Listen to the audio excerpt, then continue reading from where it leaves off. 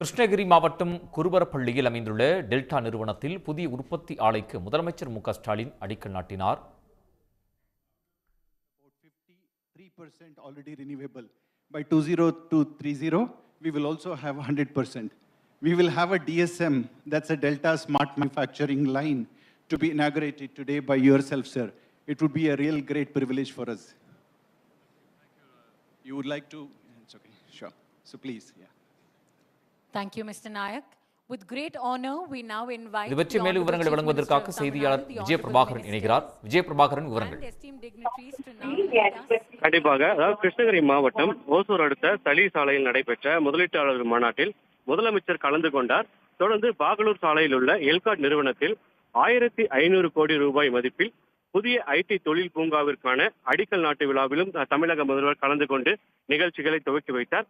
இதனைத் தொடர்ந்து கிருஷ்ணகிரி அடுத்த குருபரப்பள்ளி சிப்காட் வளாகத்தில் உள்ள டெல்டா எனும் எலக்ட்ரானிக்ஸ் கம்பெனியில் 450 கோடி ரூபாய் மதிப்பில் புதிய உற்பத்தி ஆலை அடிக்கல் நாட்டுதல் மற்றும் ரூபாய் 17 கோடி மதிப்பீட்டில் புதிய டெல்டா ஸ்மார்ட் உற்பத்தி பிரிவு திறப்பு விழா மற்றும் 6 பேருக்கு பணி நியமன ஆணை வழங்கும் நிகழ்ச்சியில் தற்போது தமிழக முதல்வர் அவர்கள் கலந்து கொண்டு இந்த நிகழ்ச்சியில் அடிக்கல் நாட்டி வைத்துள்ளார்.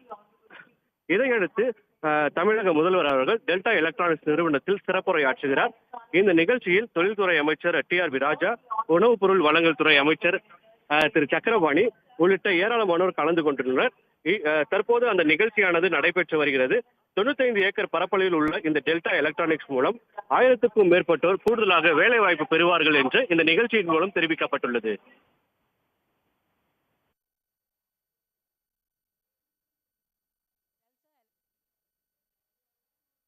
விஜய் பிரபாகரன், தகவல்களுக்கு நன்றி. How Delta is powering India's growth story with solutions that are smart, green and sustainable. This experience center, ladies and gentlemen, is not just a showcase of products. It represents our vision of energy efficiency, clean mobility and digital innovation for a better tomorrow. இப்பொழுது மாண்புமிகு முதலமைச்சர், மாண்புமிகு அமைச்சர்கள் மற்றும் பிரமுகர்கள் அனைவரையும் delta எலக்ட்ரானிக்ஸின் அனுபவ மையத்தை பார்வையிடுமாறு அன்புடன் கேட்டுக்கொள்கிறோம். டெல்டா எலக்ட்ரானிக்ஸ் இந்தியாவின் வளர்ச்சி கதையை எவ்வாறு மேம்பாட்டுகிறது என்பதை நிச்சயமாக இங்கு காண்பார்கள். அவர்கள் மாண்புமிகு அமைச்சர்கள், மாண்புமிகு நாடாளுமன்ற உறுப்பினர், அரசு உயர் அதிகாரிகள் மற்றும் பிரமுகர்களை பணிவுடன் அழைக்கிறோம். On the count of 3, may I request you to please do the honors.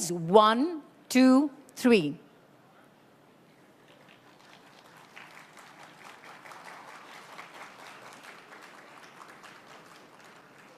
உடனுக்குடன் செய்திகளை தெரிந்து கொள்ள சன் நியூஸ் பெல் ஐகானை கிளிக் பண்ணுங்க.